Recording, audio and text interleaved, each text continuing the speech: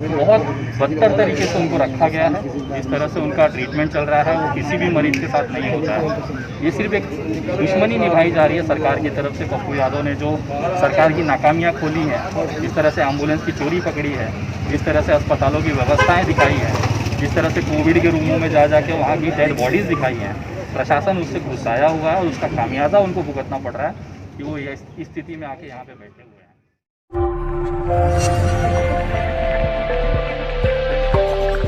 अभी हमारे साथ मौजूद हैं सोशल एक्टिविस्ट विनय दुबे। हम उनसे बात करेंगे। यहाँ पप्पू यादव से वो मिलने आए थे, तो क्या कुछ बात हुई है आपके यहाँ?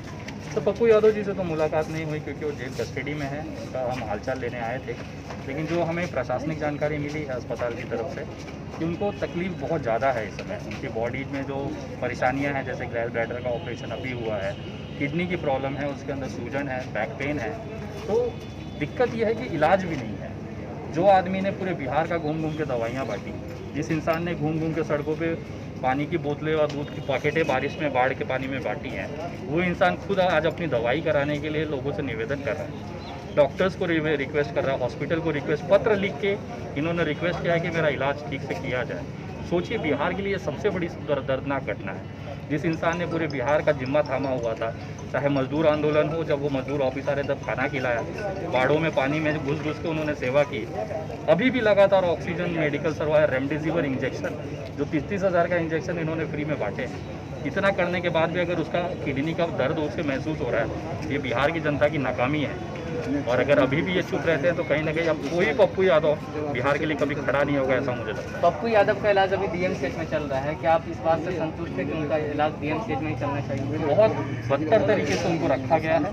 जिस तरह से उनका ट्रीटमेंट चल रहा है वो किसी भी मरीज के साथ नहीं होता है। ये सिर्फ एक दुश्मनी निभाई जा रही है सरकार की तरफ से। पप्पू यादव ने जो सरकार की नाकामियाँ खोली हैं, जिस तरह से एम्बुलेंस की चोरी पकड़ी है, जिस तरह से अस्पतालों की व्यवस्थाएँ दिखाई हैं, जिस तरह से कोविड के रूमों में जा के वहाँ की डेड बॉडीज़ दिखाई हैं, प्रशासन उससे गुस्साया हुआ है और उसका खामियाजा उनको भुगतना पड़ रहा है कि वो इस स्थिति में आके यहाँ पे बैठे हुए हैं। जो एक पूर्व सांसद हैं, पूर्व विधायक हैं, 20 साल से 25 साल से उनका संवैधानिक पद पर रहने का अनुभव है, उस इंसान के साथ अगर ये हालत है बिहार के अंदर एक जिला अस्पताल या जिस तरह से बड़े अस्पताल में, आम जनता तो मुझे ऐसा लग रहा है कि जो मर रही है कहीं ना कहीं सही तरीके से मरे, क्योंकि इलाज का अभाव पूरे बिहार में दिखाई दे रहा है। आपको क्या लगता है इन सभी साजिशों के पीछे कौन हो सकता है? देखिए, सरकार जिम्मेदार होती है और कौन हो सकता है, क्योंकि बिहार में भी एनडीए की सरकार है, जेडीयू और बीजेपी साथ में है, और चूंकि एनडीए की तरफ से वही एनडीए के सहयोगी मुकेश सहनी भी पप्पू यादव के समर्थन में खड़े हुए थे, जीतन राम मांझी भी पप्पू यादव के समर्थन में खड़े हुए। तो इन सब के बीच एक सवाल खड़ा होता है कि साजिश के पीछे कौन खड़ा है?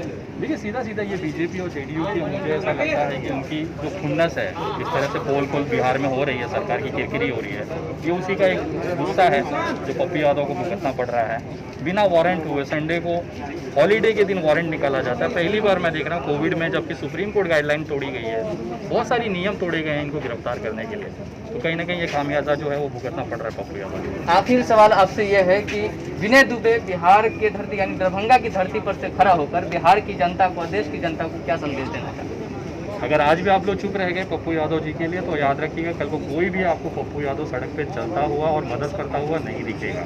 अगर आज आपको ये जो स्पिरिट है, ये जो मदद करने की जो एक जज्बा है, अगर इसे बचाना है तो पप्पू यादव जी के लिए खड़े होइए, उनके लिए आवाज़ उठाइए, और जितना हो सकता है, जिस स्तर पे हो सकता है, आवाज़ करके इनको रिहा कराने के लिए मुहिम में जुड़िए।